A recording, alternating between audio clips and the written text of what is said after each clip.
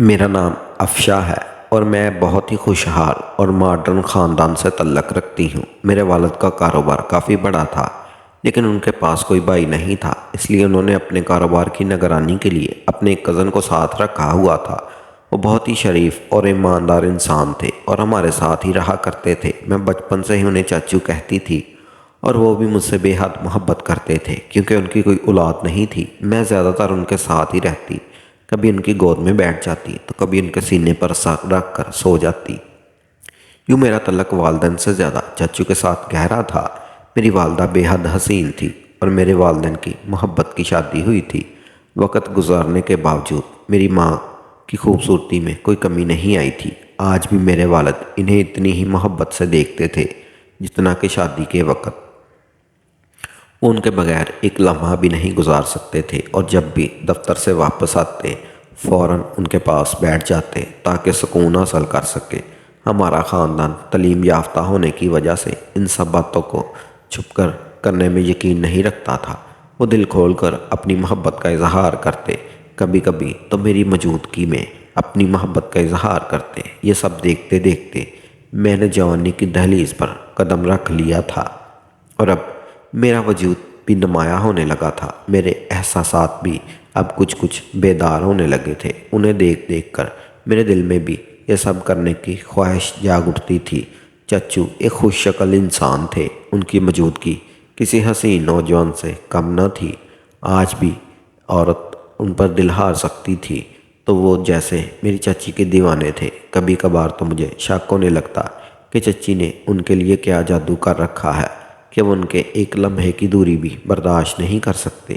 میرا کمرہ ان کے کمرے کے بالکل قریب تھا اور وہ کبھی اپنا دروازہ بھی بند نہیں کرتے تھے کیونکہ گھر میں میرے ممی پاپا کے علاوہ اور کوئی نہ تھا۔ اکثر میں چپکے ان کی محبت بھری باتیں سنتی اور دل میں سوچتی کہ کاش چچو میرے قریب ہوتے تو مجھے کتنی خوشی ملتی۔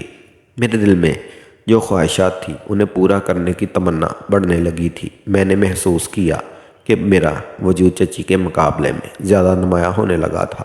میں سر پر دوپٹہ نہیں لیتی تھی کیونکہ بچپن سے ہی مما کو بھی دوپٹے کے بغیر ہی دیکھتی آئی تھی۔ میں بہانے سے چچو کے قریب بیٹھ جاتی اور جو کچھ بتاتے ان کی نظریں میرے وجود سے ہٹ نہ پاتی۔ مجھے اب ان کی بیوی سے بہت حسد ہونے لگا تھا کیونکہ وہ اکیلی ہی چچو کی محبت کا لطف اٹھا رہی تھی۔ ایک رات جب میں پانی پینے کے لیے اٹھی تو میں نے ایک منظر دیکھا جو شاید مجھے نہیں دیکھنا چاہیے تھا۔ اس دن کے بعد میں تو چچو کی دیوانی ہی ہو گئی۔ وہ کس طرح اپنی بیوی کو سکون دے رہے تھے اور اسی سکون کی طلب میرے اندر بھی بیدار ہو رہی تھی۔ مجھے سمجھ نہیں آ رہا تھا کہ اس لمحے پر خود کو کیسے قابو کر سکوں۔ میں بے بسی محسوس کر رہی تھی مگر دل میں نے یہ عزم کر لیا تھا کہ مجھے بھی ان کی بیوی کی طرح یہ سب کچھ کرنا پڑے گا، مگر یہ سب کرنے سے پہلے مجھے ان کو راستے سے ہٹانا ہوگا۔ اگلی صبح جب چچو دفتر سے واپس آئے تو ان کی بیوی گھر پر موجود نہیں تھی۔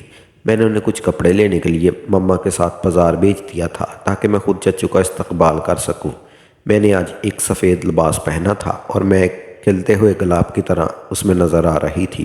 جیسے ہی چچو گھر آئے انہوں نے اپنی بیوی کا پوچھنا شروع کیا مگر میں نے بتایا کہ وہ گھر پر نہیں ہے۔ میرا یہ لباس دیکھ کر وہ حیران رہ گئے۔ شاید میرا وجود ان کی نیت میں خلل ڈال رہا تھا اور مجھے اپنا مقصد کامیاب ہوتا ہوا نظر آ رہا تھا۔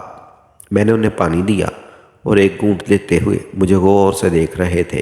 میں ان کے قریب گئی اور کہا، آج تو آپ بہت پیارے لگ رہے ہیں۔ وہ بھی مسکرا کر بولے، تم بھی بہت پیاری لگ رہی ہو۔ لیکن اس سے پہلے میں مزید کچھ کہہ پاتی دروازے پر بیل بج گئی۔ مما اور چچو کی بیوی کو دیکھ کر میرا موڈ ہی خراب ہو گیا۔ میں فوراً اپنے کمرے میں چلی گئی اور میرا مقصد ناکام ہو گیا۔ میری بے چینی بڑھ گئی۔ میں کسی طرح خود کو سکون دینا چاہتی تھی۔ میں نے کتنی محنت سے یہ منصوبہ بنایا تھا مگر میں اس میں کامیاب نہ ہو سکی۔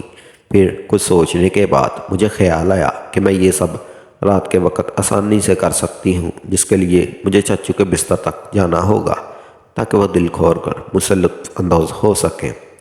رات کے کھانے کے بعد میں بس چچو کی حسرت بھری نگاہوں سے دیکھ رہی تھی۔ مجھے کچھ بھی اچھا نہیں لگ رہا تھا اور میں بے صبری سے اس لمحے کا انتظار کر رہی تھی۔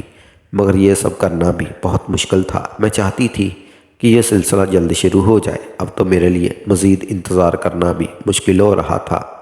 صبح جب چچو اپنے دفتر جانے کی تیاری کر رہے تھے، میں چپکے سے ان کے کمرے میں داخل ہو گئی۔ ان کی بیوی ہمیشہ کی طرح کچن میں مصروف تھی، تو میں نے موقع غنیمت جانا اور چچو کے پاس جا پہنچی۔ انہوں نے مسکرا کر میری طرف دیکھا اور پوچھا، کیا ہوا، اتنی جلدی کیسے اٹھ گئی؟ ان کی باتوں میں ایک خاص محبت تھی جو میرے دل کی دھڑکنوں کو تیز کر گئی تھی۔ میں نے جلدی سے ان کے پاس جا کر ان کی ٹائی باندھتے ہوئے کہا، بس ایسے ہی چچو، آپ کی یاد آ رہی تھی۔ میرے لہجے میں ایک اداسی تھی جو میرے دل کی کیفیت کو بیان کر رہی تھی۔ چچو نے میرے چہرے کی طرف دیکھا، لیکن اتنے میں ان کی بیوی کمرے میں آ گئی اور ناشتے کے لیے بلانے لگی۔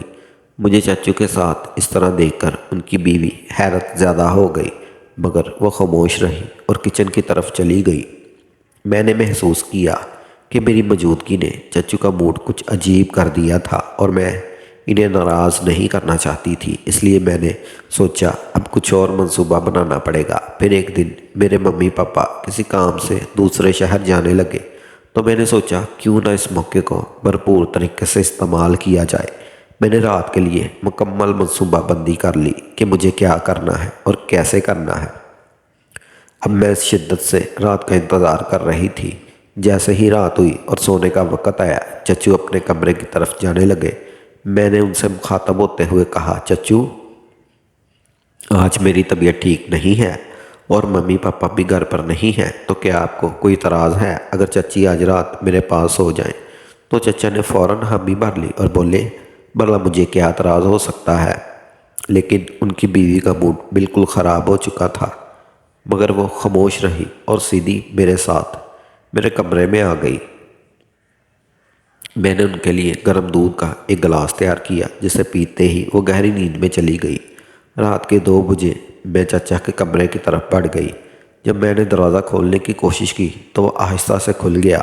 پھر میں چپکے سے ان کے بستر کی طرف بڑھ گئی اور ان کے پاس لیٹ گئی۔ کچھ دیر تو میں یوں ہی لیٹی رہی اور چچو کو میری موجودگی کا احساس نہ ہوا۔ پھر کچھ لمحوں بعد جب میری برداشت سے باہر ہو گیا تو میں ان کے ساتھ کچھ حرکت کرنے لگی، جس کی وجہ سے ان کی آنکھ کھل گئی۔ پھر جب انہوں نے مجھے رات کے اس وقت اپنے اتنے قریب دیکھا تو وہ حیرت زدہ ہو کر رہ گئے اور پٹی پٹی آنکھوں سے مجھے گھورنے لگے۔ میں بھی مسکرا کر ان کی طرف دیکھ رہی تھی، لیکن وہ تو جیسے ساکت سے ہو گئے تھے۔ پھر کچھ لمحوں بعد ان کو ہوش بحال ہوئے تو وہ مجھ سے حیران کن انداز میں پوچھنے لگے، تم اس وقت یہاں کیا کر رہی ہو؟ تو میں نے ان سے کہا، میں سکون لینے آئی ہوں آپ سے۔ میری یہ بات سنتے ہی وہ دم بخود ہو کر رہ گئے اور ایک عجیب سی نظر سے مجھے دیکھنے لگے۔ پھر میں نے خود ہی پہل کرتے ہوئے جب ان کا ہاتھ پکڑا تو ان کے جسم میں ایک جنجناہٹ سی دوڑ گئی، مگر وہ آگے بڑھنے میں ہچکچاہٹ محسوس کر رہے تھے۔ شاید وہ سوچ رہے تھے کہ ان کی بیوی کبھی بھی آ سکتی ہے۔ میں نے ان کی ان کنفیوژن کو سمجھ لیا۔ پھر جب میں نے انہیں بتایا کہ میں نے چچی کو گہری نیند سلا دیا ہے اور وہ صبح سے پہلے نہیں آئیں گی، تو وہ ریلیکس ہو گئے اور بے ساختہ انہوں نے مجھے اپنی باہوں میں بھر لیا، اور اس لمحے میرے وجود میں ایک نئی کیفیت بیدار ہونے لگی اور میں پوری طرح مچلنے لگی۔ میں نے کمرے کی لائٹ بند کر دی کیونکہ چاچی بھی یہی کرتی تھی۔ اب میں ہر قسم کی قید سے آزاد ہو چکی تھی اور چچا نے بھی اپنا سب کچھ میرے حوالے کر دیا تھا۔ مجھے ایسا سکون محسوس ہو رہا تھا جیسے آج میں اپنے مقصد میں کامیاب ہو گئی ہوں۔ چچا کی حالت ایسی تھی کہ وہ ساری حدیں پار کرنے کے لیے بے چین تھے، اور یہ ساری صورتحال مزید مجھے بے چین کر رہی تھی کیونکہ میں اب اور انتظار نہیں کر سکتی تھی اور جلد سے جلد سکون پانا چاہتی تھی۔ پھر کچھ ہی دیر بعد چچو نے وہ تمام حدیں توڑ ڈالی جو ایک عرصے سے ہمارے درمیان مائل تھی، اور اس طرح مجھے زندگی کا سب سے بڑا سکون نصیب ہوا اور میں اپنے مقصد میں کامیاب ہو گئی۔